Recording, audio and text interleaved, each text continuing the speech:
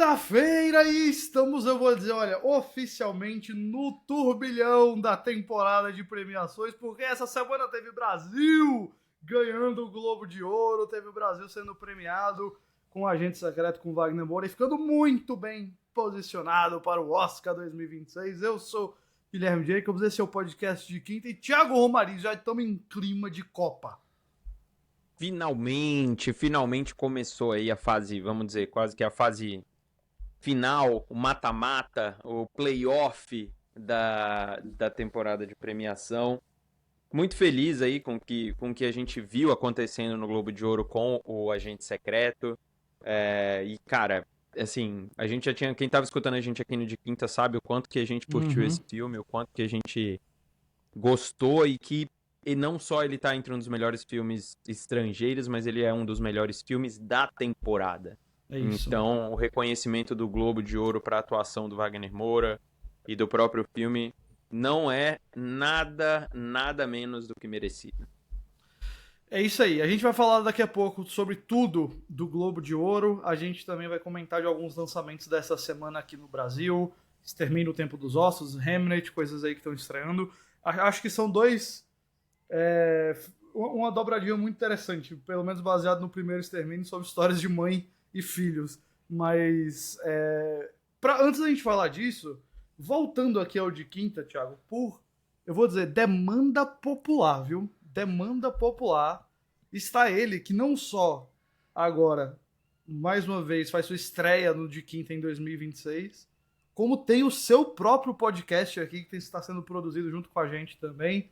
Alexandre Almeida, seja muito bem-vindo, meu querido, mais uma vez. Muito obrigado, muito obrigado. E se a gente tá falando de estreias da semana, né? Vamos falar da estreia, a grande estreia dessa semana, que é o podcast recapitulando o nosso podcast que tá falando sobre o Big Brother Brasil 26. Eu e Pedro Gílio estamos falando sobre o Big Brother, fizemos uma análise completa de todos os participantes e toda semana a gente vai falar o resumo, né? Vamos comentar a semana no Big Brother, porque é temporada de deixar o livro de lado, né? Chega de livros, chegou o momento da alienação completa com o BBB. Vocês estão fazendo... Mano, vocês vão explicar o Big Brother igual a Chloe Zhao explicou Hamlet, entendeu? Só que aí ninguém tem essa liberdade poética, entendeu? Só a Chloe Zhao. Deram lá um prêmio pra ela porque ela fez o Hamlet explicado. Vocês estão, cara, vocês vão estar no Globo de Ouro, porque tem lá o podcast explicado, o prêmio de podcast também. Ano que vem... Não, quer dizer que ano que vem eu quero nós contra o Ale lá, competindo, dois podcasts brasileiros. Exato. Na mesma mesa, todo mundo, né? Mas, Ale, muito legal. Um Big Brother na floresta, a gente vai explicar na floresta, pra homenagear a Chloe Zhao. Muito bom. O Recapitulando, para reforçar, pessoal, é um feed novo que a gente está produzindo, apresentado pelo Ale e pelo Pedro Gílio. Eu vou dizer para vocês, se vocês, como eu, não são muito de Big Brother, mesmo assim, dá uma checada, porque no mínimo você vai ver dois caras que, vamos dizer assim, precisavam um dia ter um podcast juntos, independente do assunto. Não vai ser mais só carioca do feed. É verdade. De todos, né? Não vai ser só BBB nesse feed, né? A gente vai fazer outras coisas. A ideia de Recapitulando é justamente a gente recapitular coisas e falar aí de outros... Por que não outros realities também ao longo do ano, mas a gente decidiu começar aí com o ópio do povo, e aqui eu digo pra vocês, não tem duas pessoas melhores pra falar disso, mas, meus queridos, vamos falando então em prêmios de podcast, né, a gente teve aí o Globo de Ouro, que premiou de fato o melhor podcast, mas que além disso também premiou séries e filmes de 2025, e pavimentou aí alguns caminhos para o Oscar 2026. Acho que é a principal notícia da semana, então hoje a gente nem tem aquela sessão de notícias. Saiu o último trailer do Vingadores do Outro Destino, a gente tem falado disso toda semana, da Pantera Negra e do povo de Wakanda encontrando o Quarteto Fantástico. Mas acho que a principal notícia da semana realmente foi o resultado do Globo de Ouro. E para recapitular aqui algumas coisas, o principal vencedor da noite foi uma batalha após a outra, com 4 prêmios. E dividindo 2 prêmios, cada um, a gente teve Guerreiras do K-Pop, Hamnet, Pecadores e... Teve algum outro filme que eu tô esquecendo agora, que também ganhou mais 2. O Agente Secreto. O Agente Secreto! Talvez seja Você... esse. O Ale, levantei a bola e o Ale cortou. Valeu, meu querido. E aí, com um prêmio, teve ali o Valor Sentimental, teve alguns outros filmes, mas acho que, pra nós, a principal história da noite é o Agente Secreto, que venceu o prêmio de melhor filme internacional e venceu o prêmio de melhor ator em filme de drama pro Wagner Moura. E agora tá muito, muito bem posicionado pro Oscar 2026. A gente acredita que o filme será indicado nessas duas categorias e até em outras. Thiago, eu acho que a gente pode dizer, cara, que... Eu não sei você, mas eu e você estávamos em live, a gente até convidou o pessoal semana passada para acompanhar. Foi mais ou menos o quê? 5 horas e meia de transmissão ao vivo. Foi por aí. E eu não sei você, mas especialmente a vitória do Wagner, a minha sensação foi sim de euforia e torcida, mas foi de muito alívio. Porque eu acho que o caminho dele para uma indicação pro Oscar com a vitória no Globo de Ouro é um, sem a vitória no Globo de Ouro era outro. Então essa foi a minha maior sensação com a vitória dele. Como foi com você aí? Cara, eu acho que é por aí mesmo, assim, mas acho que passado esse alívio momentâneo ali, é uma constatação de uma carreira que é levada de um jeito muito peculiar, assim, para os atores brasileiros, né? Em relação a Hollywood. O Wagner, como ele disse, ele nunca fez concessões para poder estar, né, no cinema americano, no show business americano, né? Ele sempre fez os papéis que ele acreditava, ele sempre fez os projetos e buscou os projetos que ele acreditava, sem deixar necessariamente de fazer os projetos que ele acreditava em no Brasil também, né? Então, e ele soube, junto com o Kleber e com a Emily, que dá pra gente dizer desse trio aí principal da campanha, né? Óbvio que tem muita gente envolvida nisso, mas eu acho muito interessante como eles souberam abraçar essa campanha, entender exatamente como fazer do jeito deles, né? Wagner nunca deixou de se posicionar politicamente. Quando eu falo politicamente, não é do lado A, do lado B. É entender que política é sobre humanidade, né? E ele e o Kleber sempre fizeram muito isso. O discurso deles foi muito sobre isso também. E eu achei eu acho muito bonito, cara. Eu acho muito legal de ver. E acima de qualquer coisa, de qualquer tipo de opinião, é um puta de um filme, sabe? E a atuação dele, desde que eu vi o filme pela primeira vez, eu falei, é a melhor atuação da carreira do Wagner Moura. E naquele momento que eu vi, que eu acho que era agosto, eu assisti, não lembro agora exatamente, já era pra mim um dos melhores filmes do ano, mas assim, com muita tranquilidade, sabe? E ele segue assim, é um filmaço. Inclusive está no cinema, pra quem não assistiu ainda, vá ver, gente, vá ver. O filme é maravilhoso, é pra assistir no cinema mesmo. E eu acho que é mais um exemplo aí de como o Wagner Moura vai entrar a gente vai ver muito Wagner Moura ainda, tá? Nessa próxima década aí.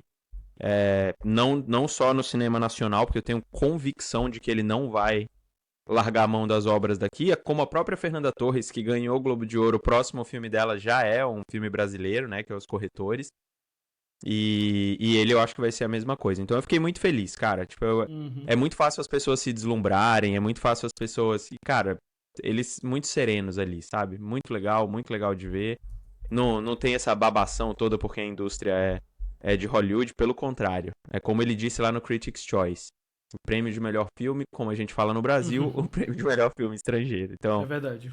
foi muito bom. Cara, assim, o Brasil, ele, obviamente, tá vindo de um ano histórico no cinema, em termos de premiação, ano passado, com Ainda Estou Aqui, que venceu, onde a Fernanda Torres venceu o Globo de Ouro, justamente, de melhor atriz de drama, e depois o filme foi premiado no Oscar com melhor filme internacional.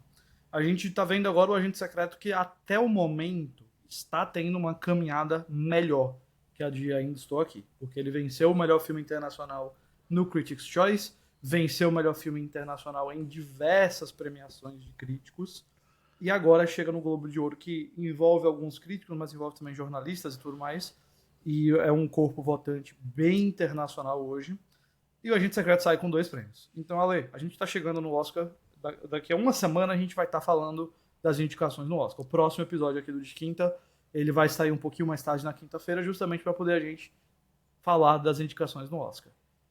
Como é que você vê a situação do Agente Secreto no Oscar agora, depois dessa noite aí do Globo de Ouro? Eu acho que o Globo de Ouro, assim como foi pro Ainda Estou Aqui, vai ser pro Agente Secreto a grande vitrine pro Agente Secreto no Oscar, né? A gente vai... Se a gente tinha já chances do filme estar lá, chances grandes, né? Acho que agora, depois desses 2 prêmios, acho que, pelo menos em filme internacional e ator, eu diria que é quase 100% assim, de chance de estar lá. E assim, abre portas para realmente para outras categorias. E eu acho que essa campanha que eles vêm fazendo lá em Hollywood, né, nos Estados Unidos, o Wagner Moura no Seth Meyers semana passada, sabe, eles fazendo várias sessões comentadas, Wagner Moura brincando, comparando o filme com Vingadores, sabe? Eu acho que isso tudo é parte da campanha que está fazendo com que o Wagner Moura acabe virando, e o Agente Secreto, né, acabe virando a cara dessa última premiação, sabe? Você vê vários lugares falando sobre o Globo de Ouro e a cara do Wagner Moura, sabe? Você vê... Eu hoje recebi um e-mail aqui do aplicativo e chegou falando sobre o Globo de Ouro e a primeira coisa que fala é sobre o Wagner Moura, sobre o Agente Secreto, sabe? Então, acho que é uma chance, como o Thiago falou, acho que é muito maior do que o Ainda Estou Aqui, sabe? A gente chega, eu acho, muito mais forte, talvez com uma certeza maior, principalmente pelo lado do ator, esse ano, né? Mais do que até do filme, porque a gente vai ter no Oscar ele competindo com Valor Sentimental, que vai puxar muito voto da Europa, e no Oscar tem essa diferença pro Globo de Ouro, pros sindicatos, né? Então, mas eu acho que ator... Não à toa o Wagner e o Kleber estavam em Londres, né? Estão em Londres agora, nessa semana. Exatamente. Para começar a campanha deles lá, exato. Porque já começaram as votações para os indicados, né? E eu vi uma foto do que o Kleber publicou de sessões para o Oscar e para o BAFTA, né? Do Agente Secreto cheias, né? Estavam bem cheias as sessões para isso. Então, eu acho que a gente chega com... É engraçado, né? Deu uma mudada, porque ano passado a gente tinha o Emília Pérez ainda ali, nessa época ainda era uma sombra, né? Pro Ainda Estou Aqui. Mas esse ano parece que o Wagner começou a ser a sombra pros outros caras, sabe? Tem o Timothée Chalamet ali e eu acho que eles vão brigar nessa reta final. Uma pena que a gente não tenha pego o SEG, né? Porque aí ele deve brilhar sozinho outro patamar. lá. Pois é. O Globo de Ouro, eu acho que historicamente ele tem se mostrado que ele não é um previsor de quem vai ganhar o Oscar, não necessariamente. Tá mais parecido com o Oscar, eu acho. Desde que a Hollywood Foreign Press Association não tá mais tão envolvida, né? Agora é o grupo PENS, que tem muito mais votante. É até difícil entender, assim, quem é que vota. Eu conheço muito brasileiro que vota e é uma coisa que hoje é focada em jornalistas do mundo todo, assim. Quase 10% dos votantes foram brasileiros esse ano. Tem um número bem, bem significativo. E o que eu percebo é que o Globo de Ouro, se ele ainda não é, vamos dizer assim, 100% alinhado com o Oscar, pelo menos ele é muito essencial para você conseguir uma indicação. Eu acho que a gente vê isso muito por conta dele ser uma grande vitrine, né? Eu entendo que teve o Critics' Choice esse ano antes, a gente comentou aqui semana passada de como foi lá o evento, mas vamos ser honestos, né?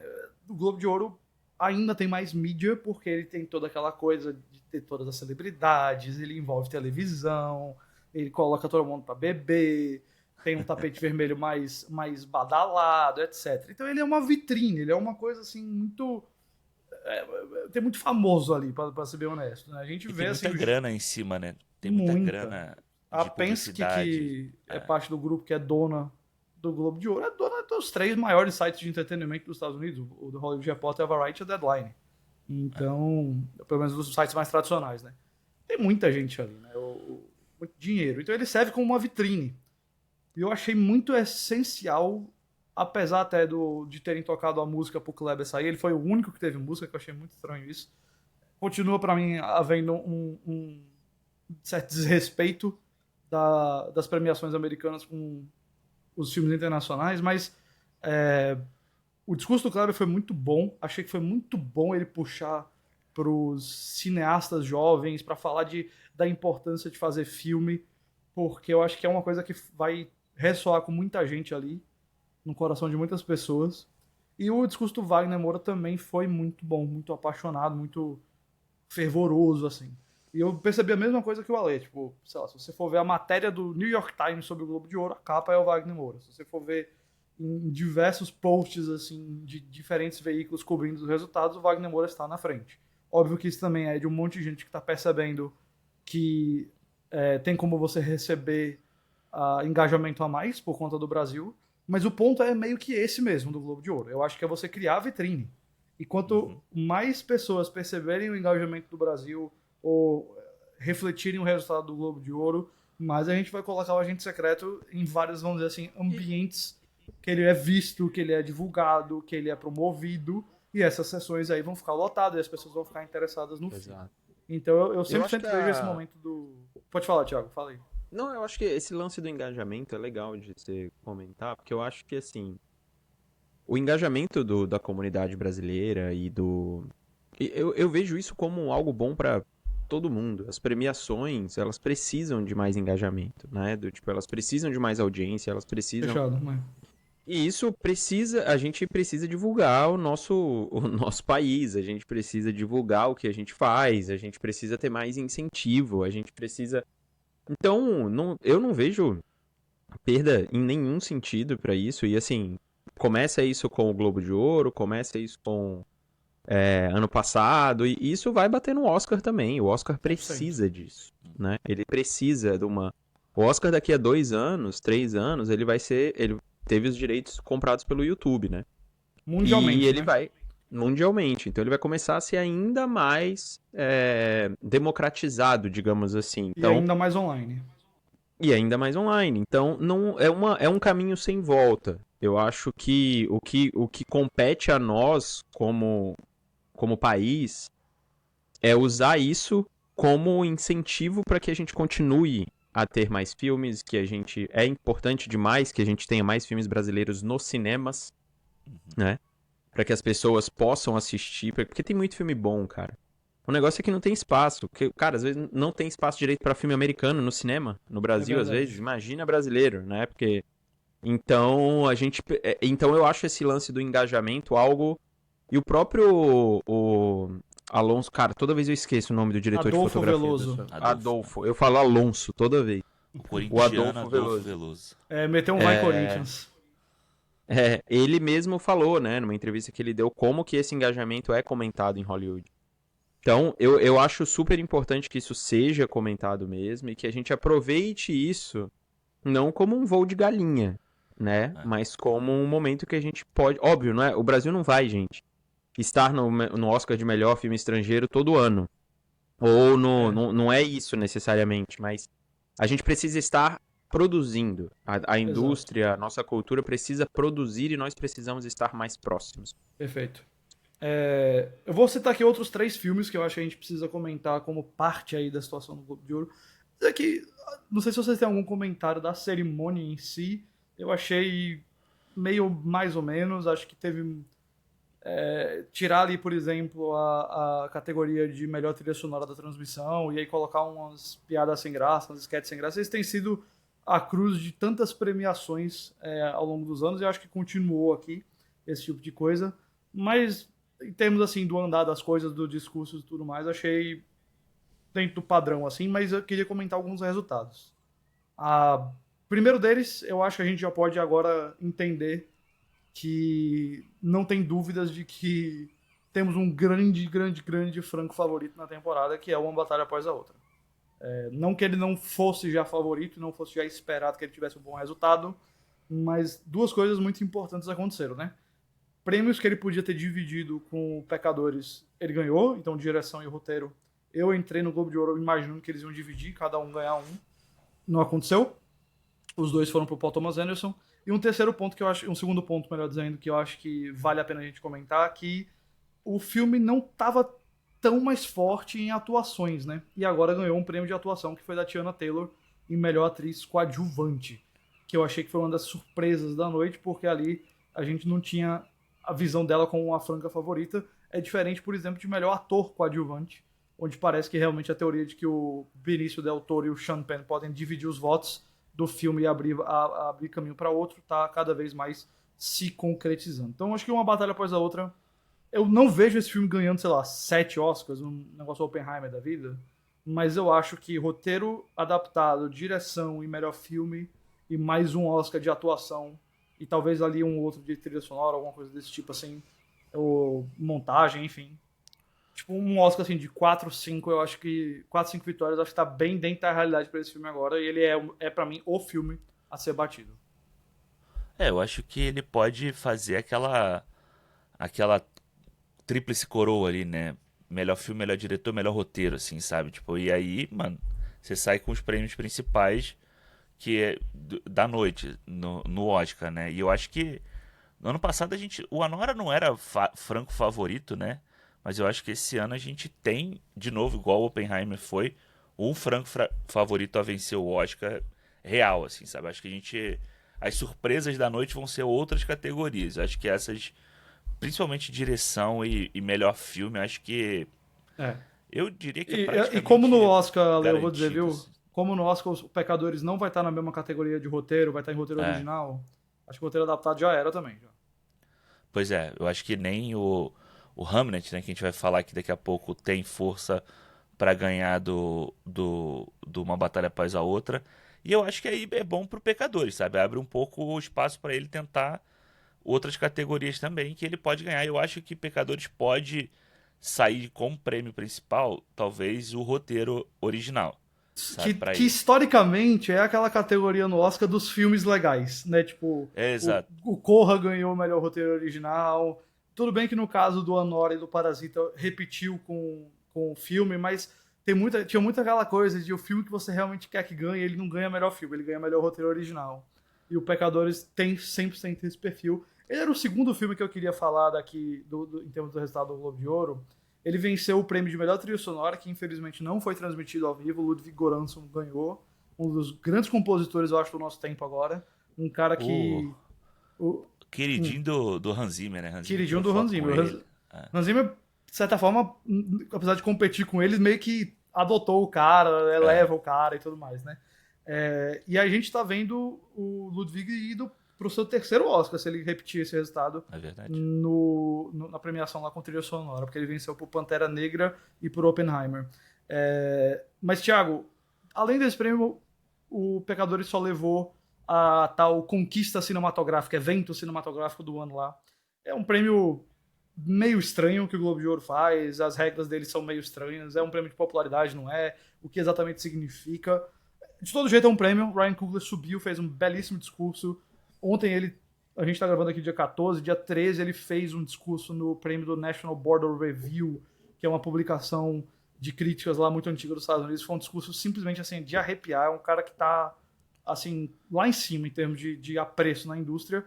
E o filme vinha crescendo e eu achei que o Globo de Ouro talvez tenha colocado um teto no crescimento dele. Que não é um teto dizendo assim, você não vai ganhar Oscar. Eu consigo imaginar esse filme ganhando também 3, 4 Oscars, como figurino, como trilha sonora, como melhor música, melhor som e roteiro original, acho que ele é o franco favorito. Mas eu acho que a ideia de que ele era o filme para bater de frente com o Paul Thomas Anderson em uma batalha após a outra, talvez agora eu não acredito mais tanto. Eu não sei como é que você ficou com Pecadores aí depois. Eu acho que é isso. Eu acho que é por aí mesmo. Tipo, acho que o que pesa ainda é o Hamnet, né? Tipo, ter ganhado o melhor filme de drama, isso não só coloca um complicador nessa dupla de disputa aí, Pecadores e uma batalha, como você coloca um terceiro elemento, né?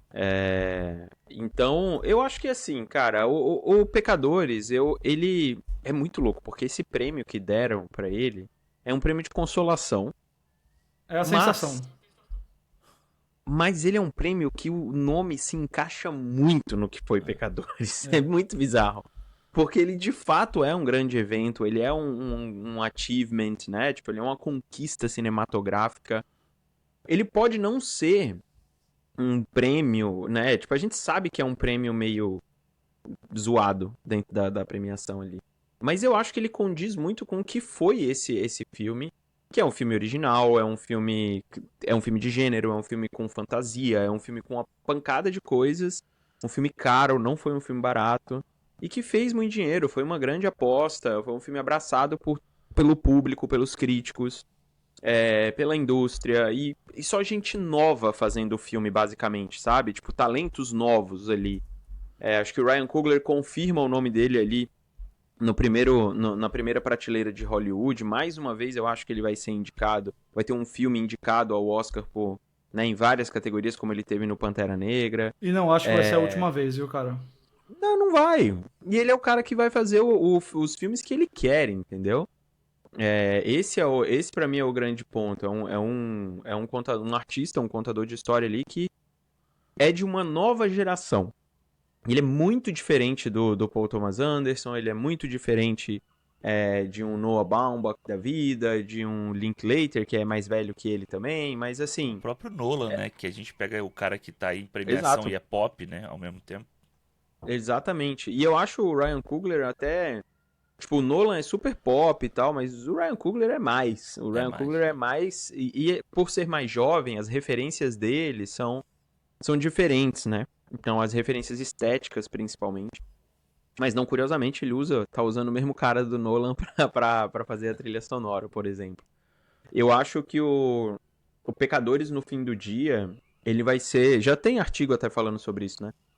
Que ele pode ser o filme que vai levar uma porrada de indicação e no fim do dia não vai levar nenhum Oscar. Pode ser o filme mais indicado, né, da história. Tem a Variety, eu acho, alguém aí apostou que ia levar 15 indicações, e eu não duvido mesmo não, né? Porque o filme é bem... Ele tem essa possibilidade de levar uma pancada de indicações ali, mas eu realmente acho que ele vai ter uma dificuldade muito grande, assim, do tipo, eu não vejo ele favorito em nenhuma categoria, talvez, a não ser a de trilha sonora. Né? É porque na parte técnica ele bate de frente com Frankenstein, né? Acho que a grande pedra no sapato do Pecadores, né, nas categorias técnicas é o Frankenstein e esse amor que a galera nutre pelo filme do Del Toro, né?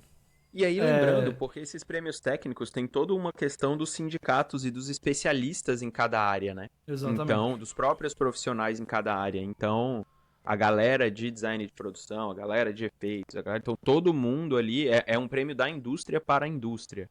Então, isso faz muita diferença nessas horas. Não quer dizer que Pecadores não possa ter, né? Mas eu acho que esse prêmio e talvez o de elenco, né? O de direção verdade, de bem elenco, lembrado. ele pode entrar ali como esse assemble, né? Por mais que seja uma direção mesmo de elenco, ele entre ali como um dos concorrentes. De resto, eu acho bem difícil ele levar. Eu posso falar? Eu ainda não duvido. A gente vai ter agora os 3 prêmios dos sindicatos ao longo das próximas semanas, né? O PGA, que é o Producers Guild dos produtores, o DGA dos diretores e o que agora chama de Actor Awards, que é o antigo SEG, o prêmio dos sindicatos atores. Assim, se uma batalha após outra ganhar 2 desses 3, é um abraço, já era. Pode entregar o Oscar. 2 dos 3 já resolve. Mas eu também não duvido, tipo, o Pecadores ganhar um deles, sabe? Tipo, de atores, assim como o Pantera Negra ganhou, inclusive. É possível, bem possível. Que eu não acho que significa que, se acontecer isso, eu não acho que, tipo, eu acho que Pecadores aí volta pra segunda posição atrás do Hamnet, na frente do Hamnet, melhor dizendo, como, tipo, desafiante ali. Mas eu não acho que muda o cenário de uma batalha após outra, mas sem dúvida alguma mostra que é um apreço. Eu acho que a gente vai ver o Pecadores sair com mais de um Oscar na mão, independente de quais sejam esses Oscars. Não duvido merece. Isso acontecer. Merece. O terceiro filme que a gente precisa comentar é justamente o Hamnet, porque ele teve ali uma surpresa. O Hamnet, ele vinha já há algum tempo sendo colocado ali como um filme que estava entre os já garantidos para melhor filme no Oscar. Ele foi o vencedor do prêmio do Escolha do Público em Toronto, e faz anos que quem vence aquele prêmio é indicado no Oscar. Quem quebrou foi justamente ano passado o Vida de Chuck, que a Neon comprou, mas depois que a Neon pegou Valor Sentimental, Agente Secreto, não sei o que mais, aí esse ano o Vida de Chuck acabou sendo deixado de lado. E vou confessar, apesar de ser um bom filme, não teria punch acho que eles pra fizeram chegar a em decisão Oscar. correta. O Hamnet agora mudou um pouco o cenário, porque mesmo ele estando considerado ali para melhor filme, a gente só via ele sendo cotado para ganhar a atriz por conta da Jessie Buckley, que eu acho que agora essa categoria realmente é uma briga de Jessie Buckley contra a Rose Byrne. Se eu tivesse pernas, chutaria. Mas o Hamnet surpreendeu porque ele ganhou o melhor filme de drama. E aí, que a gente achava que ia pro Pecadores. E aí o Hamnet sobe no palco, a gente vê o Spielberg fazendo um discurso ali de 30 segundinhos, mostrando que ele tá envolvido com o filme, depois passa pra Chloe Zhao, que já é um nome conhecido de premiação e tudo mais. Onde que vocês enxergam, e a gente vai falar do filme em si, mas eu queria perguntar pra vocês onde que vocês enxergam as chances dele. Não vou mentir, apesar do sucesso que ele fez ali, eu não vejo o Hamnet fazendo mais do que ganhar, talvez, atriz no Oscar. Mesmo com o que aconteceu. Talvez ele seja o segundo colocado hoje no Power Ranking, vamos dizer assim, de melhor filme. Mas, por exemplo, eu não consigo imaginar a Chloe Zhao desafiando o Paul Thomas Anderson em melhor direção, ou em roteiro adaptado.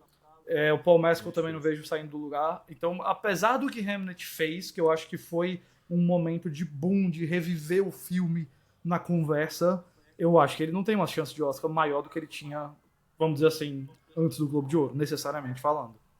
Eu acho que ele tem maior por ter ganhado Tá e bom. ele vai entrar no radar de... Eu acho que as pessoas vão começar a considerar talvez um pouco mais, sabe? Uhum.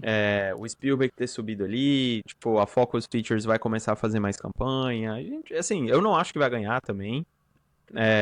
Não acho que é não acho que é um filme que tem o poder, assim, de transformar alguma coisa, sabe? É diferente do Anora, por exemplo, que é um filme que, beleza, já tinha ganhado um monte de coisa, etc, mas, assim, era um filme que tinha uma narrativa muito importante por trás, ser um cineasta independente, ser uma comédia, um filme barato, jovens atores, uma série de coisas ali que falavam, que contavam uma história, para além do filme, né? E eu acho que o Hamnet não tem, assim, o Hamnet ele pode ganhar alguma coisa aí, uma coisa aqui, uma coisa colar, mas a Jessie Buckley realmente eu acho que é o grande nome daqui, é o lugar onde o Hamnet pode garantir alguma coisa, mas não vejo nenhuma força além dessa, não. Aliás, eu só queria comentar que eu vi muita gente reclamando do Spielberg ter começado a discursar antes da Chloe Zhao, mas só pra lembrar que quem discursa primeiro nas premiações de melhor filme é o produtor, tá? Por isso que ele fez. Mas eu achei que ele fez muito bem, que ele falou super rápido e depois entregou pra Chloe Zhao falar. Tanto que eu lembro que em algum prêmio do Agente Secreto, quem ia discursar se ganhasse era a própria Emily Lescaut e não o Kleber, porque ela é a produtora. Então é padrão isso. Mas, Ale, você assistiu Hamnet no Festival de Toronto, onde ele foi o vencedor. Obviamente a Chloe Zhao traz ali um status por já ter vencido o Oscar com Nomadland, e obviamente a gente tem ali, acho que uma atuação da Jessie Buckley que tá já caminhando para ser consagrada. Mas a sua leitura aí do Hamnet para essa temporada agora, depois do Globo de Ouro, é qual? O Hamnet, ele foi no Festival de Toronto uma das sessões mais disputadas lá, assim, e era engraçado porque na época Uma Batalha Após a Outra tava pulando os festivais, né? Então o Hamnet chegava com esse estofo de produzido pelo Spielberg, produzido pelo Sam Mendes. É verdade, tem o Sam Mendes também. E o filme do Paul Thomas Anderson pulando os festivais, as pessoas estavam muito na dúvida ainda do que vinha por aí.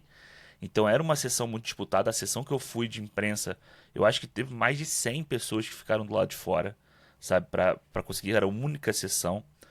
E assim, eu acho que o Hamnet hoje, ele virou o filme da atuação, né? Ele virou o filme, deixou de ser assim, o melhor filme do ano para ser o filme da melhor atuação do ano de fato. Então eu acho que realmente ele vai chegar ao Oscar como garantido como a melhor atuação feminina do ano, né? Da Jessie Buckley. E eu não sei se ele realmente tem... Eu acho que ele vai ter muitas indicações, sabe? Categorias técnicas, trilha sonora e tal, mas eu não vejo ele hoje realmente tendo forças para ir além da Jessie Buckley. Acho que o Paul Mescal vai estar no Oscar por ser o Paul Mescal, porque é aquela coisa dos nomes que se repetem, né, ao longo dos anos, assim, que Oscar e Hollywood gostam tanto.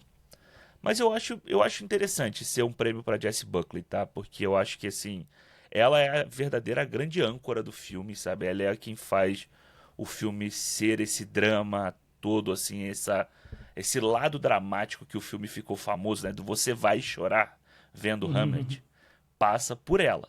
Passa pela atuação dela, passa pela cara de sofrida dela, assim, que é... É engraçado a gente ver ela nas premiações sorrindo, feliz, e a gente vê ela nos filmes sempre triste, sempre sofrendo, Ela né? é uma sofredora, realmente. Então, eu acho que é isso. Acho que o Hamlet, realmente, assim, quando eu saí do filme, eu realmente fiquei muito impactado com a atuação dela, sabe? O vídeo que a gente tem lá no Omelete na época Uhum. nas redes sociais, na época do festival, eu até falo sobre isso, como a atuação dela é impactante para o objetivo, acho que, do filme, sabe? Pra te dar esse sentimento da tristeza da mãe, do materno, Ó, assim. deixa eu fazer o seguinte, então. Deixa eu abrir um parênteses na nossa conversa de Hamlet, porque a gente vai entrar É. agora sobre o filme mesmo, pra falar pra vocês aqui como que eu tô lendo. A gente não vai fazer previsão de todas as categorias do Oscar hoje, mas eu queria fazer duas perguntas. A primeira é como que vocês estão lendo aí o melhor filme e depois perguntar quantas indicações vocês acham que o Agente Secreto vai receber. Então, primeiro eu vou começar com o melhor filme, que a gente vai ter 10 indicados. Eu vou citar aqui pra vocês alguns filmes e eu quero que vocês me parem quando eu chegar quando vocês acharem assim que a partir de agora não tem mais nada garantido. Mas vamos lá. O que eu coloquei aqui? 10 filmes. Uma batalha após a outra, Pecadores, Hamlet, Marty Supreme, Frankenstein, Valor Sentimental, Sonhos de Trem. Estamos com 7 aqui. Tá. Acho que nenhum desses... Acho Pra que mim todos esses estão dentro. garantidos. Todos estão dentro, Bugônia. Eu acho que Bugônia tem mais chance do que Frankenstein. Do que Frankenstein? Porque o Bugônia cresceu muito com os sindicatos, né? Ele foi indicado no PGA, lá entre os 10 e tudo mais, então cresceu pra caramba. 10 nomes é coisa pra cacete, né, gente? E eu acho que o Bugônia eu acho que ele é a 10ª vaga é dele. E a nona é quem? Agente Secreto? Agente Secreto, eu acho. Mas aí, no caso, ainda tá faltando mais um. Se a gente olhar assim, a gente teria, então, como eu falei, uma batalha após a outra, Pecadores, Hamlet, Marty Supreme, Frankenstein, Valor Sentimental, Sonho de Trem, Bugônia e Agente Secreto. Que eu também acho que a Agente Secreto vai entrar. Eu vou citar aqui alguns filmes que estão faltando e vocês me dizem qual deles vocês acham que vão entrar, ou se vocês colocariam 2 e tirariam um desses 9 pra fora, né? Tirariam os 9. Restam brigando por vagas. Fórmula 1, Sirra, Avatar, Fogo e Cinzas, Foi Apenas um Acidente e Wicked for Good. Qual desses aí vocês acham que entraria, ou quais desses? Foi apenas um acidente, né? Eu acho que, e assim, Avatar eu nunca descarto, é uma força muito grande ali e tal, não descartaria, mas eu não duvido o Weapons aparecer aí não, tá? Não duvido a Hora do Mal aparecer como uma surpresa, num lugar de um Frankenstein da vida, sabe? Do próprio acho que essas Bugônia, duas, talvez. do próprio Bugoni, eu acho que são duas vagas bem incertas, sabe? Porque não são filmes que entram como, nossa... O Foi Apenas um Acidente, eu acho seria super natural ele entrar também, tá? O Oscar tem dado bastante espaço para os filmes que ganharam a Palma, né, de Ouro em Cannes. Então, acho que seria super ok entrar. Surpresa mesmo seriam filmes de gênero, como A Hora do Mal. Se entrasse, assim. Agora, o Wicked não entra, não. Lembrando que o Wicked, pra mim, a gente corta. E o que entrou no PGA, no Producers Guild, que muitas vezes os 10 do Producers Guild são os 10 do Oscar, acho que não vai ser o caso esse ano. Mas entrou Bugônia, Fórmula 1 e A Hora do Mal. Os 3 entraram lá. Além dos 7 que a gente citou no começo. Eu não vejo Fórmula 1. Mano, se Fórmula 1 entrar, pra mim vai ser uma surpresa bizarra também. Mas eu não vejo. Eu acho que. E eu adoro o filme, que a gente não. Eu gosto também. Uma coisa que a gente não pode esquecer, deixar de lado, é que na semana da votação tá acontecendo todo esse massacre lá no Irã. E isso chama ainda mais atenção para o Foi Apenas um Acidente, né? O Panahi já fez um discurso aí grande sobre a situação do que está acontecendo lá e tal. E isso, claro, pode chamar a atenção também da galera para não esquecer do filme, né? Aquela coisa de não esquecer. Tipo assim, beleza, tem aqui esse agente secreto e tal. Não vamos esquecer Eu acho que vai... Aí é chute total, tá? Leitura e chute total meu, assim. Eu acho que vai ter o efeito contrário, assim. Acho que é uma... Não sei se a galera vai querer esse tipo de atenção ali, sabe? A própria Neon não tem um pouco de dúvida depois de tudo que a gente viu. Foi Apenas um Acidente, não ganhou nada, né, gente? Nada, Não é nada, zero. É. No Globo de Ouro. Então, você tem o valor sentimental e o agente secreto ali com prêmios, sendo reconhecidos. Então, eu entendo, eu compreendo completamente esse comentário do Ale, mas eu acho que talvez o outro acabe indo por um outro lado, sabe? A situação no Irã tá muito, muito ruim, sabe? Então eu não sei se o Oscar vai querer puxar esse tipo de atenção pra lá, porque já tem o próprio Trump, já Tem muita tem pauta, Israel, né? já tem Israel e Palestina, tem o ICE. Então, assim, é uma Venezuela. série de coisas ali dentro que pauta complexa, assim, não falta. Olha, a gente. Eu vou dizer. Eu acho que eu tô com a lei, apesar disso tudo, Thiago, do Foi Apenas um Acidente. Mas puramente pela questão da academia ser tão internacional. Nunca aconteceu da gente ter 3 filmes internacionais indicados a melhor filme. Teve 2. Já acontece há alguns anos, na verdade, que tem 2, sempre. Acho que desde 2023, que foi o Oscar que premiou ali os filmes de 2022, quando entrou o Triângulo da Tristeza, e teve algum outro que eu não tô lembrando agora. Mas eu acredito que a gente vai ver 3 filmes internacionais esse ano. E aí na minha cabeça, porque pra mim, eu adoraria que você tivesse certo sobre a Hora do Mal. Se acontecer a Hora do Mal, eu vou ficar muito feliz. Vai ser uma coisa pra mim. Eu, honestamente, apesar de eu, sei lá, tiver que colocar um contra um, eu acho que eu gosto mais do Foi Apenas um Acidente, mas eu ficaria mais feliz com a Hora do Mal entrando, por tudo que ele significa, né? Filme original, de gênero também. É quase como ter um segundo Pecadores ali dentro. Pode tirar o Bugônia. A gente tira o Bugônia. Não, Não tirar o Foi Apenas um Acidente. pode tirar o Bugônia. Mas eu acho que o Bugônia vai entrar. Eu acho que o Bugônia vai entrar porque eu acho que a indústria gosta muito dele. Você viu tanto que a Emma Stone tá aparecendo desde o Globo de Ouro? Mano. Eu acho que o Bugônia vai entrar.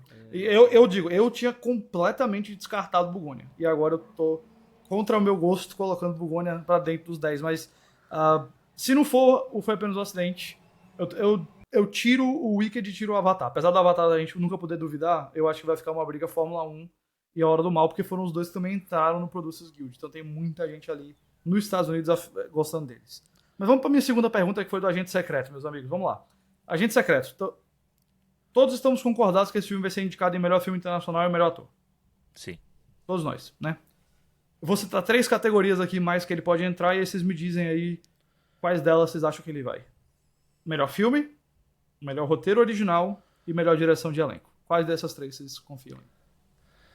Eu acho que as 2 primeiras. Você acha que as 2 primeiras? O elenco acho que não entra, não. O elenco não entra, não. Eu já acho que melhor filme e melhor elenco estão mais à frente do que do roteiro. Eu acho. Roteiro, a competição é bem acirrada. Eu coloco o Kleber aí como um possível indicado em diretor, tá? Você ainda conta esse? Eu conto. Tá. Eu acho que ele aparece aí como uma...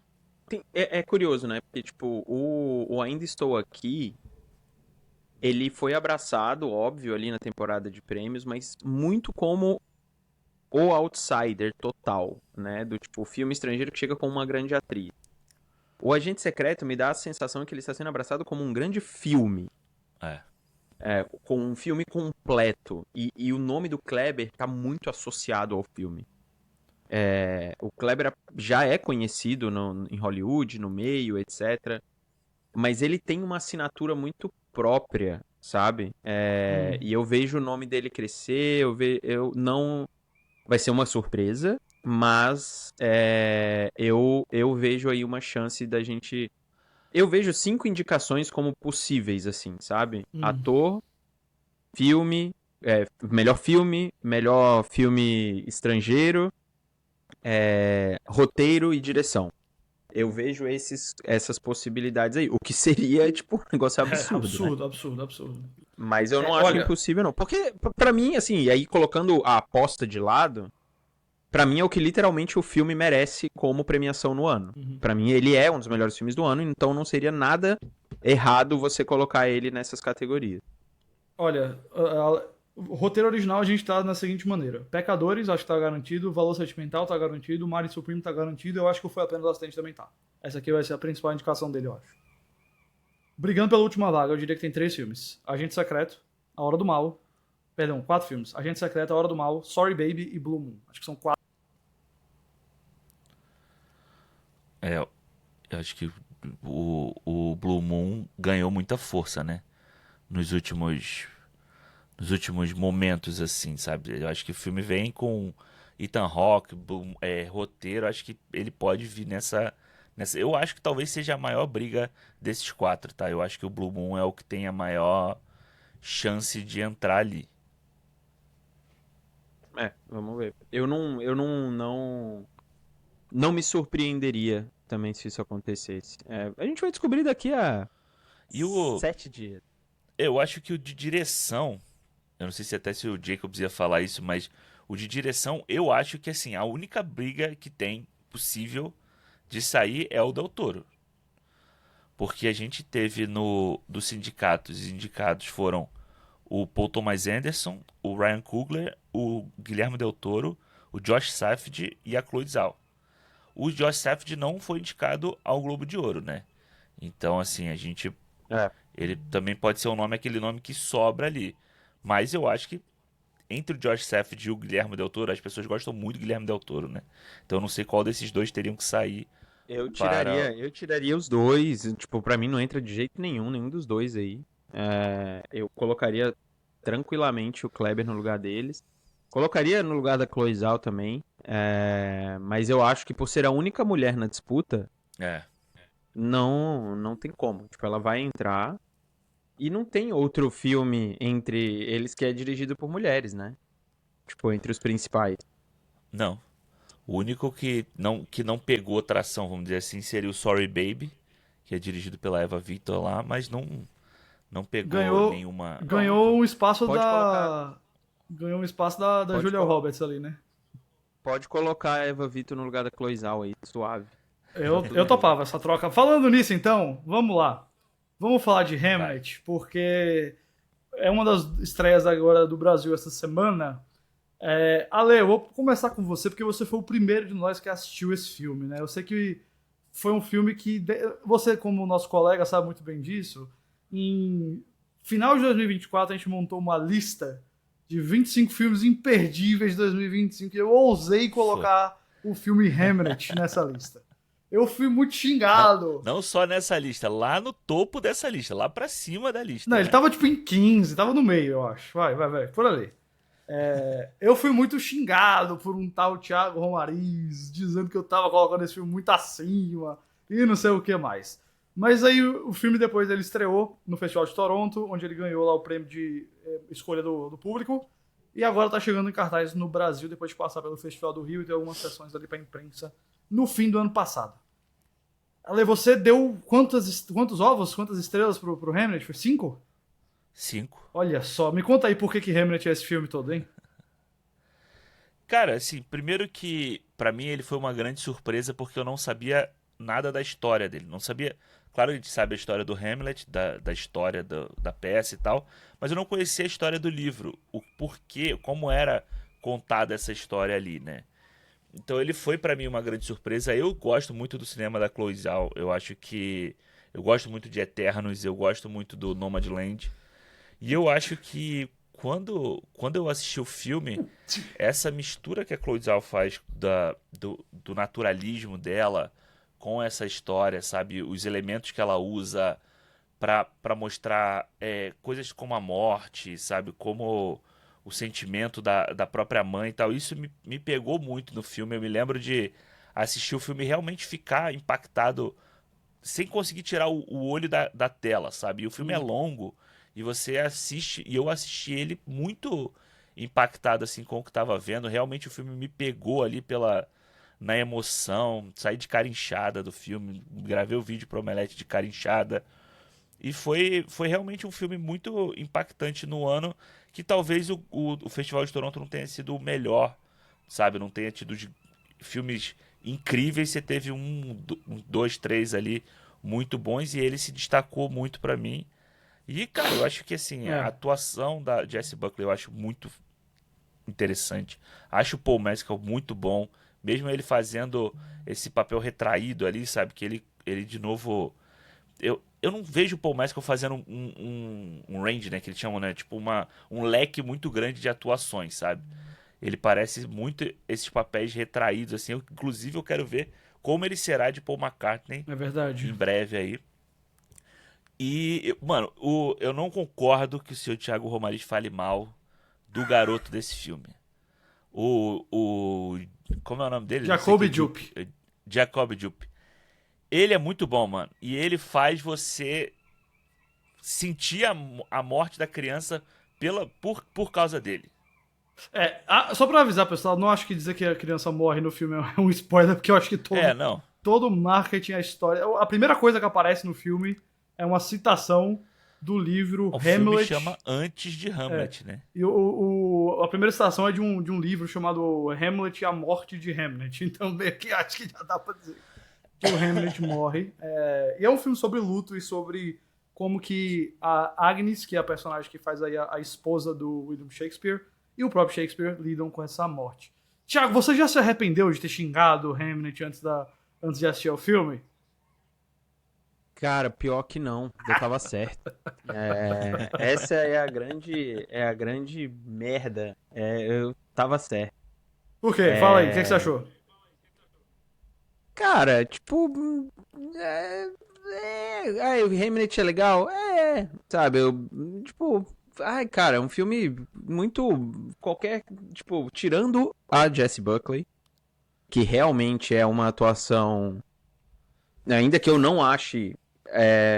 Este tipo de atuação, para mim, não é algo que eu fico, meu Deus, que coisa incrível e tal. É um trabalho louvável dela, assim. Tipo, ela, que a gente falou no começo, ela sofre de um jeito para se aplaudir, assim, sabe? É impressionante a Melhor cara de choro de Hollywood hoje. a dedicação dela é impressionante. E, assim, as camadas de sofrimento que ela passa, desde a raiva com a família, o luto do filho, né, sofrer com o marido longe e tal. Esse ponto eu acho que a Jessie Buckley realmente é inegável o trabalho dela. Mas eu acho o filme. A primeira coisa que eu falei, né, quando eu saí do cinema, eu falei: a Chloe Zhao fez o Hamlet explicado, né? Tipo, ela foi lá pra explicar o que é o Hamlet. É isso que é o filme, tá, gente? Tipo, a Chloe Zhao fez um Hamlet explicado e ela vai concorrer ao Oscar por isso. Querendo ou não, né, o filme é sobre isso, ele não é uma história real, digamos assim. É um baseado em nacos da história, né? Do tipo, o filho realmente do Shakespeare morreu, provavelmente por uma doença relacionada à peste mesmo e tal. Mas é um romance que traz ali toques sobre a vida do Shakespeare, da mulher dele, em relação em como que a obra foi. E, cara, eu acho que, assim, ponto sobre o filme em si. Eu acho toda a condução do filme, a dramaticidade em relação à perda do filho e tudo mais, eu acho que o papel do Shakespeare aqui, no terceiro ato do filme, ele rouba um pouco da atenção, da ideia do que é a Agnes, tá? Enquanto o luto dela é sobre o sofrimento, é sobre o espiral de dor que acontece e ela já passou por isso com a mãe, né? O Shakespeare se torna ele se ressignifica o luto a partir da genialidade. E ela recupera, ela se vê recuperando do luto ou num novo momento a partir da genialidade do marido. Isso realmente, o Hessel, né, falou isso no Globo de Ouro, falando lá na live que a gente fez, como que ele não que ele sublime o sofrimento dela ou algo do tipo. Mas eu acho que realmente, tipo, a mulher tá no papel do sofrimento e ele está no papel da genialidade. O filme é isso. Ele é sobre isso, sabe? E eu acho que todo o lance etéreo dela ser do campo, do mato, cara, me soou um personagem muito frágil, sabe? Eu eu não me conectei com nada do filme. E olha, sou pai, sofro com tudo que tem de criança, etc, etc. eu achei o filme sempre acima do tom, em tudo. As atuações, o texto, a trilha sonora, eu não gostei do filme, pesadíssima o tempo inteiro, achei ela exagerada. Não gosto muito da atuação do Paul Mescal, tá? Não gosto, talvez porque a Jessie Buckley engula ele, tipo, na maior parte das cenas. E por ser uma atuação do Paul Mescal muito... não, contida não é a palavra, porque ele tem os seus momentos, mas ele é mais singelo, ele é mais perturbado do que necessariamente explosivo. Eu achei muito... Nossa, o pai que sofre ali, sabe? Tipo, ai, deixa a minha família e sofre e tal. Eu não consegui me conectar com a narrativa, cara. Achei que tudo que tem sobre a Agnes, o ponto final da jornada dela é o Shakespeare, sabe? E isso me incomodou muito no filme. Tipo, eu achei simbolicamente a imagem dela olhando pro Shakespeare de baixo pra cima no final, no palco, como se ele estivesse literalmente acima dela. Eu achei zoado isso. Não gostei, eu não achei... Não é que eu não gostei do tipo, a mulher e o homem. Mas eu achei que em relação à personagem, o filme era sobre ela, entendeu? E aí fica ele, o filme. O filme é ele, o filme não é ela. A mensagem do filme não é ela. A mensagem do filme é ele. É a genialidade dele. Não é sobre ela o filme. Pra mim, tá? Então eu saí do filme sem chorar. Não achei o moleque lá essas coisas todas mesmo. Não é que ele é ruim, tá? Mas ele é fofo, ele é loiro, do olho claro, gente. Tipo, tem 500 outras crianças desse jeito, assim. Tem nada demais, tá? Na atuação dele. Nada, mas nada demais mesmo. Mesmo.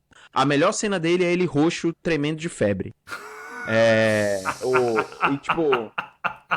E assim, de sofrimento por sofrimento, a Jessie Buckley sofre melhor do que todo mundo. Não gostei das outras filhas. Não acho o elenco bom, tá? Não curti mesmo. Não curti real. O irmão da Jessie Buckley não é bom também, tá? Ele é bom mesmo. Só a Emily Watson. É o Joe Alwyn. Emily Watson manda bem. O Joe Alwyn. Ele não é bom, mano. Ele não é bom em nada. No Brutalista ele não é bom. Agora, Mas, tipo, no geral do filme, cara, eu achei um filme esquecível, sabe? Um filme... Olha, eu acho que o livro deve ser muito legal de se ler e tal, mas assim, esquecível. Achei a cena dele falando ser ou não ser... Não, velho, sai, tira. Essa cena é complicada. Eu vou dizer um negócio. Eu tô um pouco entre você e um pouco entre o Ale. Porque eu acho que a minha questão, assim, com esse filme é... Eu vejo ele literalmente bem divididinho em 3 atos. O primeiro ato, que é o romance deles, eles se conhecendo, eu vou dizer que esse ato vai até o primeiro parto dela ali. Que ela vai pra floresta e tudo. Eu acho bem realizado. O filme tá caminhando de acordo com o que precisa caminhar. Eu acho que a Chloe Zhao tem uma boa visão pra tipo, ambiente natural e tudo mais. Acho que tem ali a oportunidade da Jessie Buckley fazer algo que não é só sofrer, que eu acho que é interessante, que ela é uma personagem também bem orgulhosa, com bastante determinação, assim, que eu acho que mostra um lado de que depois é bem... e vai passar pela minha crítica ao filme. Bem deixar de lado, essa parte mais ferrenha dela, assim. A gente tem a segunda parte, que por mais que seja a parte mais dramática do filme, que eu vou dizer que vai desde o nascimento do Hamlet até eu vou dizer assim, o momento que ela pega ali o folheto com a peça Hamlet e aí parte pra conclusão mesmo em Londres, quando ela descobre que o Shakespeare tá fazendo a peça. Que aí eu concordo que tem alguns problemas, porque pra mim eu não quero ficar comparando o filme ao livro e tudo, mas o livro eu acho que faz um trabalho muito bom de não deixar a Agnes ser exatamente o que você falou, de ter tipo essa mulher que tá ali pra sofrer e é frágil e tudo mais. Porque toda a questão com ela é que ela é tão ferrenha, tão determinada e sabe curar pessoas e sabe tratar pessoas que ela se rebela contra o que tá acontecendo de uma maneira muito... quase que assim... Eu não aceito isso, né? Eu não vai contra o desenho que eu fiz pra mim mesma da minha vida. Então você tem ali uma coisa bem alfa, bem determinada, bem... Assim, é isso e ponto final, sendo abalada. Sobre o talento dela. Então, que eu acho que não, né? isso pra mim pesa, perde-se no filme. Porque eu acho que esse lado dela, de determinada, de inabalável, de pronta pra brigar com o mundo todo, acaba sendo suprimido demais pelo drama. E eu não duvido que a Chloe Zhao tá vendo ali a Jessie Buckley sofrer, como a gente tá falando, e fala, não tem ninguém em Hollywood que sofre desse jeito. E aí ela fala, você quer saber? Deixa você sofrer e pronto. E esse é o filme por 40 minutos ali no meio. Agora, o terceiro momento desse filme, que pra mim é quando realmente ela vai pra Londres e a gente tem ali a encenação de Hamlet, eu acho aquilo ali magistral, cara. Eu acho aquilo ali maravilhoso.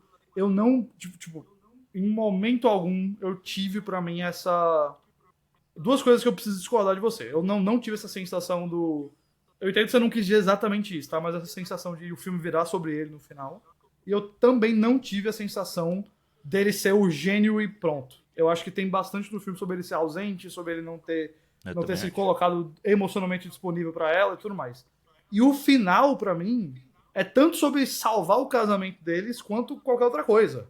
Porque é como se fosse um momento... se reconectar, né? Exatamente, dele colocando essa informação. Isso é o que eu posso fazer. Eu entendo que eu tenho minhas falhas, mas isso é o que eu posso fazer. E ele estende uma mão pra ela e ela pega aquela mão e fala assim, pô, eu precisava disso também.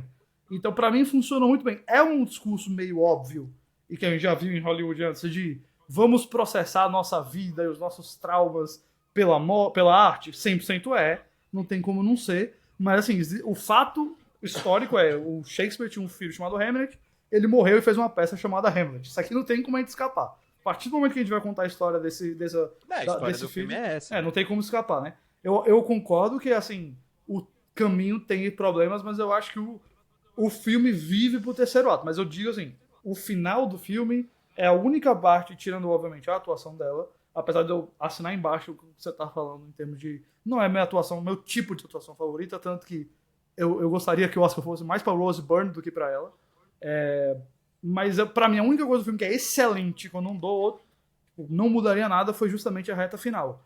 Porque, de novo, acho que se você tá falando dessa história, não tem como você não mostrar Hamlet ali. E mostrar o que tá acontecendo. Não, mas eu não acho que não tenha... Meu ponto não era não mostrar. O meu ponto é que eu acho que, assim, de novo, a atuação dela na cena é linda. Ela fica revoltada porque estão usando o nome do meu filho. A sutileza. Exato, a sutileza de tudo que ela vai... É muito bonito. O lance é que eu acho que é ela reagindo ao luto do marido a partir da genialidade dele, que não é pra ela, cara. Não é pra ela.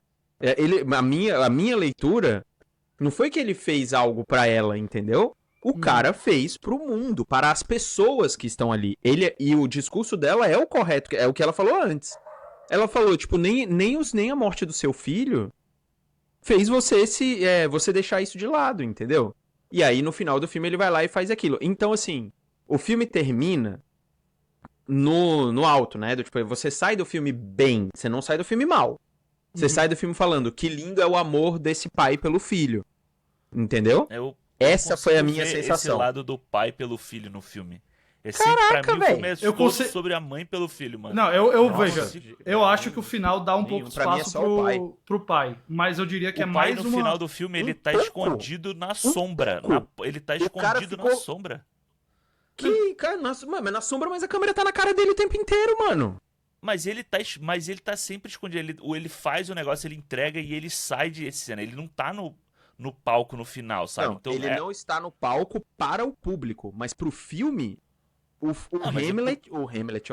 o Shakespeare, ele divide, ele é ela, ele. Mas, esse é o ponto que eu ia dizer. O final ser ela, ele, porque ele tem muito pouco no filme. O primeiro ato, beleza, ele ainda aparece mais. Esse é o ponto. Aí mas você vai chegar no final do filme, você vai mostrar o cara? Não, mas não é só ele. Você acabou de dizer ela e ele. Eu entendo que quem tá agindo ali é ele. Eu entendo que, tipo, a gente tá vendo o Shakespeare... Eu ia fazer a mesma coisa. O Shakespeare atuar e escrever e dramatizar. E ela é só a espectadora. Mas a gente também tá vindo de um filme que também coloca ele de lado e dá o espaço pra ela, pra fazer as curas, pra participar. E aí no final é a vez dele fazer tudo que ela já fez pela família, ele tá fazendo agora. Não é a vez. A minha leitura pelo filme foi a seguinte: esta mulher tentou de tudo pra salvar o filho. Tudo. Ela tentou de tudo. E eu acho que o filme não mostra isso direito também, tá? É tipo, ai, curei a feridinha aqui, sou curandeira. Não curti essa parte também, tá? Uhum.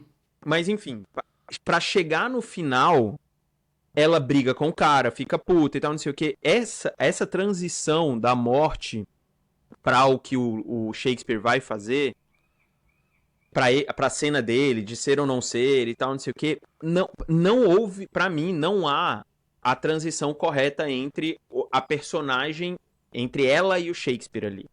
Porque ela se cura, a mensagem que o filme me passou ela se cura a partir da obra do marido, do Shakespeare, do Hamlet, né?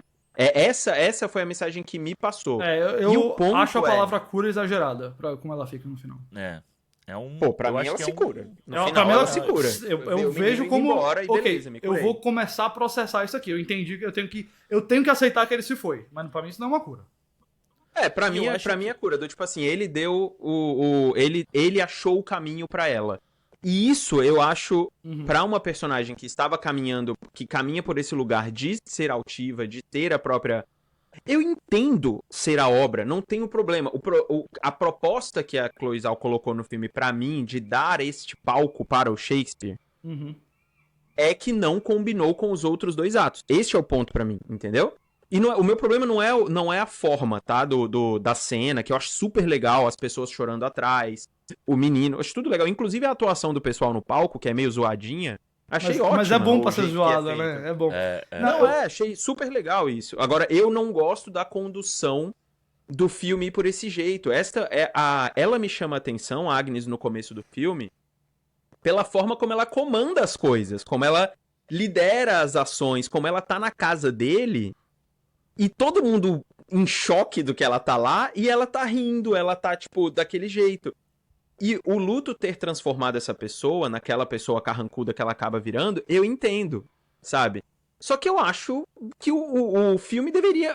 A história deveria continuar sendo sobre aquilo, sobre ela, sabe? Nem que fosse a câmera inteira na cara dela. Então, eu assim, isso eu tô me apegando ao terceiro ato, é porque é o desfecho do filme, mas... Pra mim, a sensação do filme como um todo é que, assim, eu até falei isso pro Ale quando eu saí. A vibe do filme, o tom do filme, esse drama hippie esotérico da Chloe Zhao, não é muito a minha vibe também, entendeu? Então, assim, eu gosto de Nomadland porque eu acho que ela consegue colocar o pé no chão com um drama extremamente...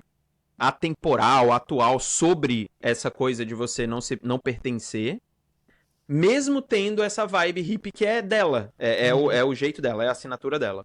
E eu acho que ela faz isso super legal em Eternos também.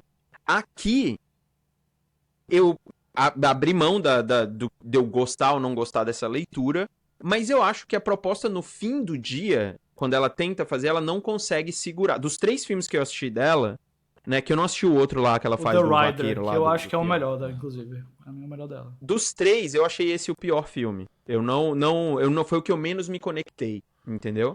Eu colocaria ele à frente do Eternos, mas ele não é o melhor dela, não. Então, não curti. Assim, se eu tivesse visto esse filme antes do Globo de Ouro, eu tinha xingado até a quinta geração da Chloe Zhao. Ale, como é que você vê aí toda essa questão que ele tá falando, assim, em relação ao equilíbrio dos dois? Cara, eu acho que assim, a história, o Hamlet, né, ele ser o nome da história, né, ele ser o nome desse drama todo, eu acho que quando chega ao final, a gente vê o Hamlet, como Hamlet, né, no caso, no meio deles dois. Simbolicamente, ele tá no meio, no palco. O Shakespeare tá numa ponta, ela tá na outra, sabe? É um momento de, como a gente falou, de reconexão dos dois ali. Até quando o Thiago falou dela tá olhando pra cima pra ele, assim, eu fiquei assim, caralho, será que eu esqueci como é que... Será que eu não me lembro da cena? Porque eu me lembrava dele no canto lá, e eu achei isso interessante, sabe? Ele tá no canto olhando pra ela, é como se fosse, tipo assim... Eu sinto ele muito envergonhado ali. Pelo que ele não fez. E como ele se afasta da família, e ele larga a mulher pra lá pra ele fazer a genialidade dele, da obra dele, né? Tipo, eu sou um gênio, eu preciso do meu tempo na Inglaterra pra fazer isso, e você que entenda como eu Não sou. sufoque o artista. É, Deixe ele quando, lá, no quartinho dele. quando chega no final e ele tem que fazer a abertura, né? E ele é o fantasma ali, eu achei, né, isso legal, ele ser o fantasma. E aí casa muito bem com o Paul Mescal, esse jeito dele do ombro fechado, sabe, do rosto para baixo o tempo inteiro. E eles fazerem essa reconexão no final por causa do filho, sabe? E eu acho que é muito sobre ela entender que ele também tá sofrendo. Essa é a forma como ele tem para representar o sofrimento dele. E não quer dizer que ela aceite. Eu acho que ela só quer. Eu acho que ela consegue. E eu acho interessante aí. É foda porque é um pouco de spoiler do filme, mas não vou tentar não dar o spoiler. Mas a forma como a Chloe Zhao brinca, né, com ela olhar para o Hamlet e você ter a passagem do Hamlet no outro mundo, vamos dizer assim, sabe, no outro lado, é uma coisa do tipo assim, a mãe eu acho que a mãe nunca vai superar aquilo, sabe? Mas é um momento em que ela vê assim, o meu filho sofreu, agora ele vai estar eternizado nessa obra aqui, sabe? Então, eu acho que tem um pouco não é o curar, mas é o dar um próximo passo, sabe? Eu acho que é isso eu tenho uma leitura parecida.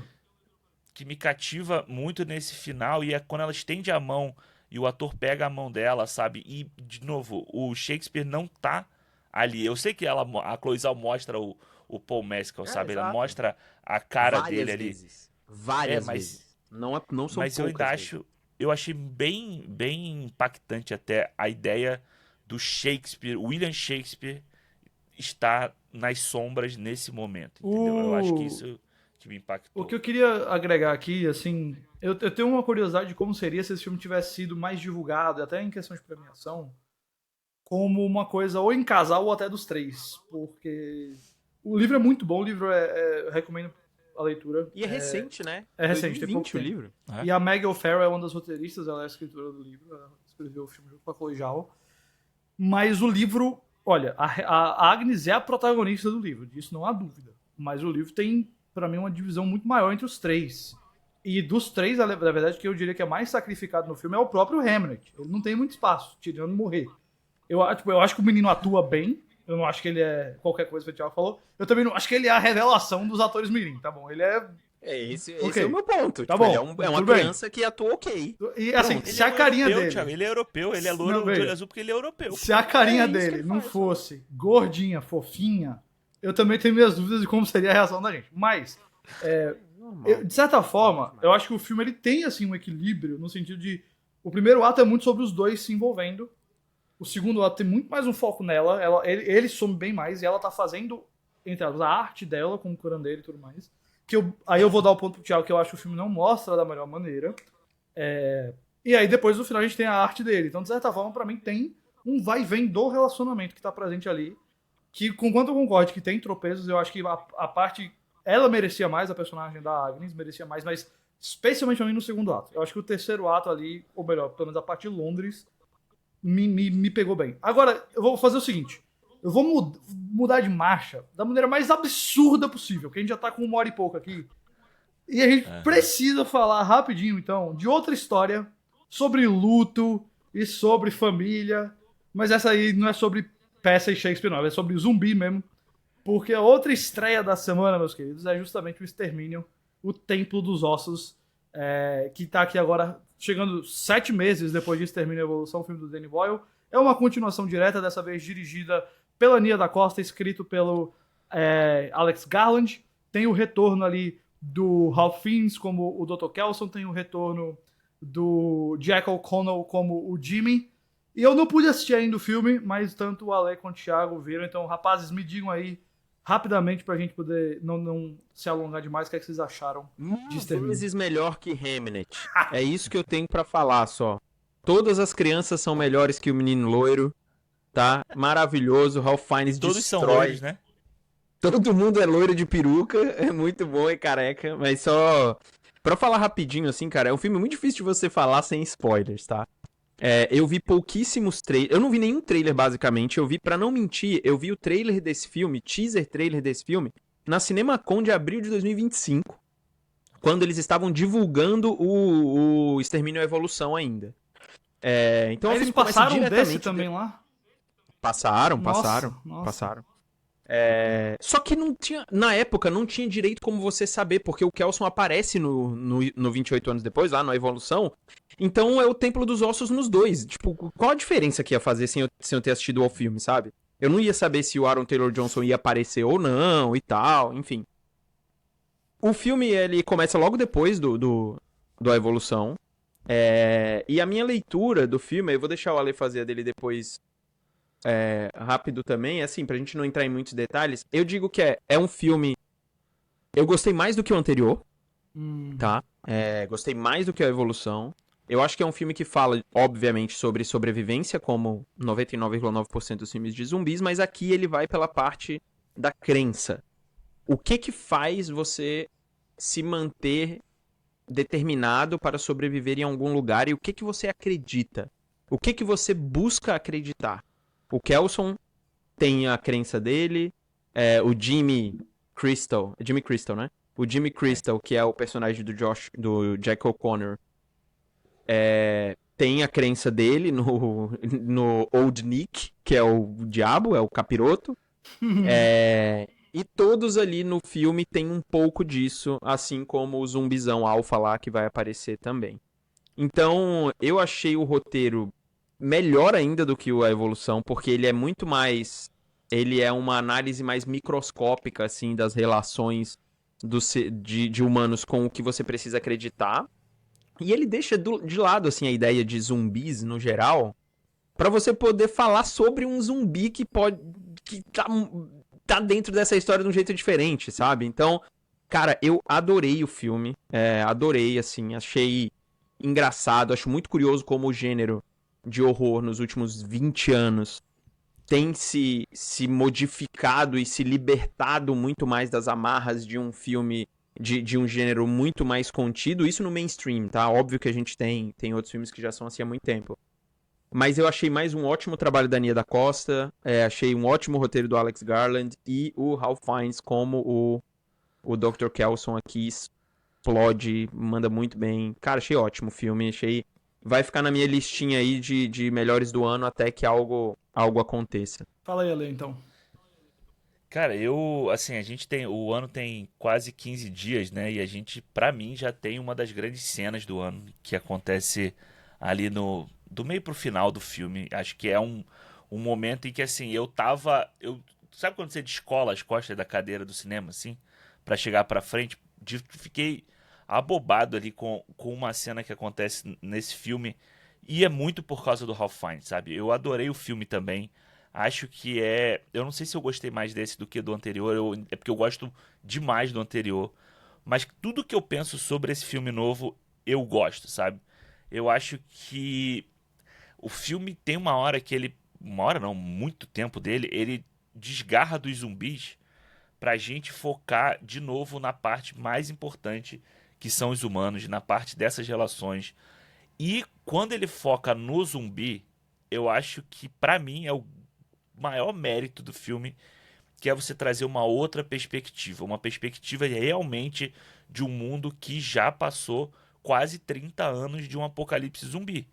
Sabe, depois de 30 anos, você não pode estar da mesma forma que você estava no primeiro filme do cinema, que é o grande problema de várias franquias de zumbi, sabe? Walking Dead, por exemplo, sofreu muito com isso, de você ver a mesma coisa durante anos e anos e anos, sabe? E eu acho que aqui existe um passo a mais, e a gente não pode falar porque é spoiler, que você fala assim, caralho, realmente a gente tá vendo um filme em que se o outro era evolução, esse aqui realmente mostra o que essa história, aonde ela quer chegar e o que eles estão querendo dizer para trazer Extermínio de volta, sabe? E eu acho que é uma puta atuação do Ralph Fiennes, acho que é uma ótima atuação do Jack O'Connell, de novo fazendo esse vilão aí. Todo ano a gente deveria ter o Jack O'Connell fazendo um vilão carismático. E Eu gosto muito do Alf Williams, que é o moleque lá, o Spike, né? Eu acho que ele não tem tanto espaço nesse filme aqui pra brilhar como no filme anterior, mas ele ainda tem os momentos dele ali que eu acho que é uma revelação esse garoto aí. Eu acho que ele realmente a gente vai ver ele ainda no futuro em vários filmes aí. Muito bem, show de bola. Então tá aí o Extermínio, o Templo dos Ossos, já tá em cartaz também. Hoje a gente já falou bastante, então vamos pular aí a dica da semana. Mas semana que vem, olha só, episódio muito especial, tá? Porque estreia a gente tem Mario Supreme, mas acho que mais importante ainda, a gente vai ter os indicados ao Oscar na próxima quinta-feira. Então se você não acompanha ainda de quinta, já se inscreve, já assina, ele está disponível no Spotify, no canal do YouTube do Omelete e em todas as plataformas de podcast. Também não se esqueça de se inscrever lá no Recapitulando BBB com Alexandre Almeida. Todo mundo precisa de uma cultura alta, feito um Hamlet da vida, mas também precisa de um bom fast food, feito um BBB. Então tá lá Alexandre Almeida e Pedro Gírio com Recapitulando. O de quinta volta semana que vem e a gente se vê então para falar com certeza de O Agente Secreto no Oscar. Valeu, galera. Valeu.